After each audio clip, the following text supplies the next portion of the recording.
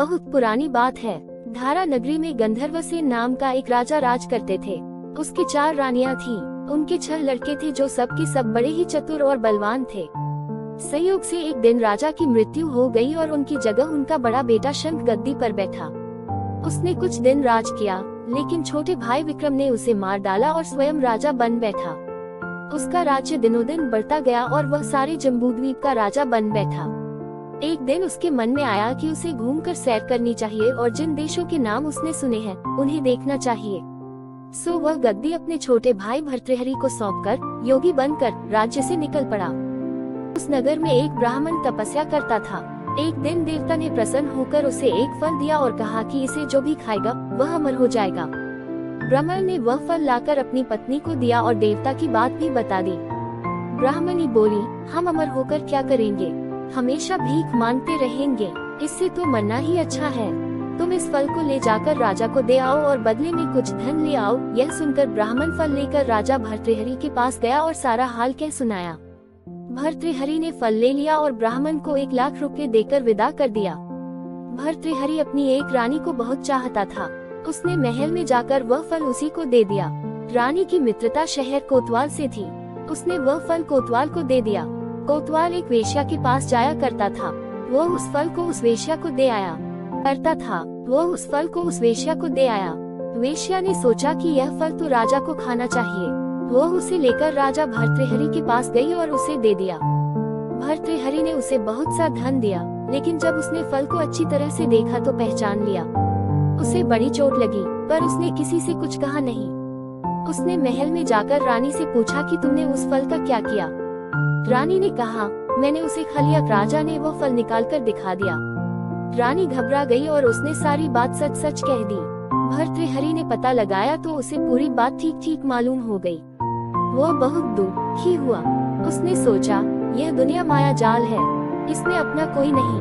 वो फल लेकर बाहर आया और उसे धुलवाकर स्वयं खा लिया।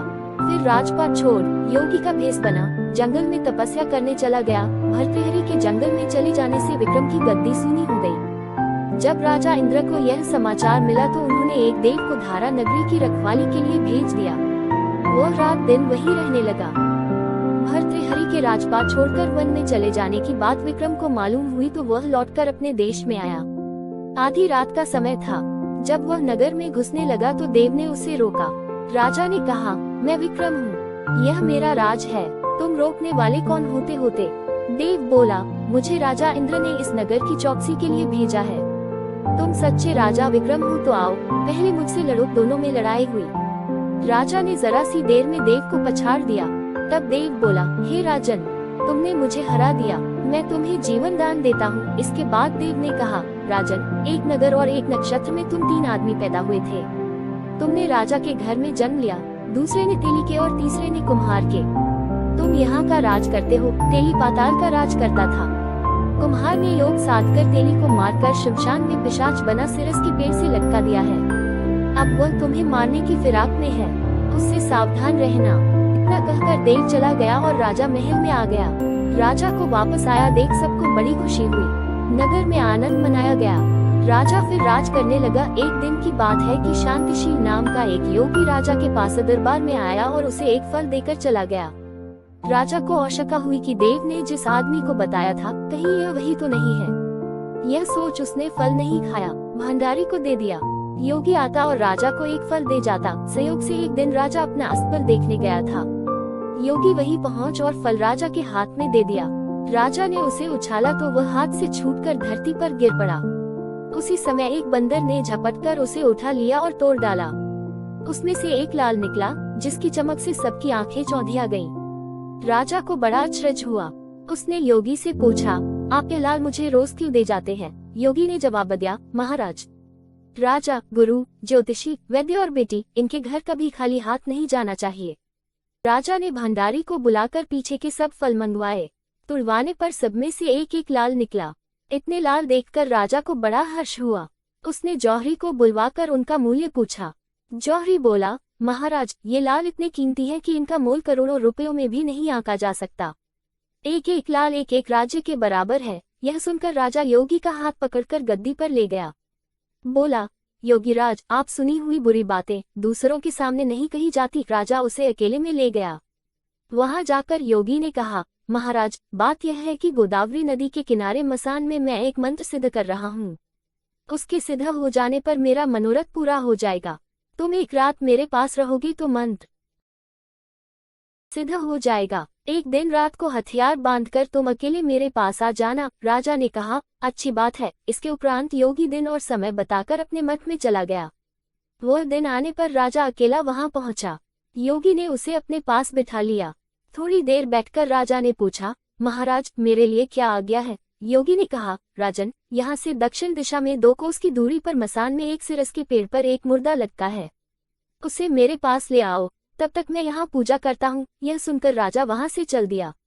बड़ी भयंकर रात थी। चारों ओर अंधेरा फैला था। पानी बरस रहा था। भूत प्रेत शोर मचा रहे थे। सांप आकर पैरों में लिपटते थे। लेकिन राजा हिम्मत से आगे बढ़ता गया।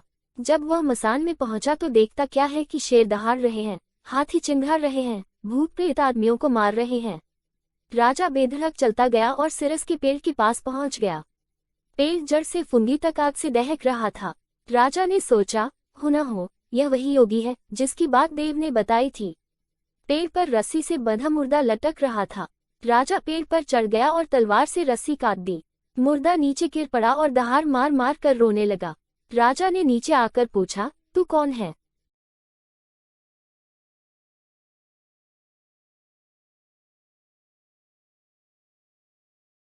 राजा का इतना कहना था कि वह मुर्दा खिलखिलकर हंस पड़ा। राजा को बड़ा आश्चर्य हुआ। तभी वह मुर्दा फिर पेड़ पर जा लटका। राजा फिर चढ़कर ऊपर गया और रस्सी काट मुर्दे का बगल में दबा नीचे आया। बोला, बता, तू कौन है? मुर्दा चुप रहा। तब राजा ने उसे एक चादर में बांधा और योगी के पास ले चला। रास्ते में वह मुर्दा बोला, मैं बेताल हूँ। तू कौन है और मुझे कहाँ ले जा रहा है? राजा ने कहा, मेरा नाम विक्रम है। मैं धारा नगरी का राजा हूँ। मैं तुझे योगी के पास ले जा रहा हूँ। बेताल बोला, मैं एक शर्त पर चलूंगा। अगर तू रास्ते में बोलेगा तो मैं लौटकर पेड़ पर जा लटकूंगा। राजा ने उसकी बात मान ली। फिर बेताल बोला, पंडित, चतुर और ज्ञानी, इनके दिन अच्छी अच्छी बातों में बीतते हैं, जबकि मूर्खों के दिन कलह और नींद में। अच्छा होगा कि हमारी राह भली बातों की चर्चा में बीत जाए। मैं तुझे एक कहानी सुनाता हूँ, ले सुन।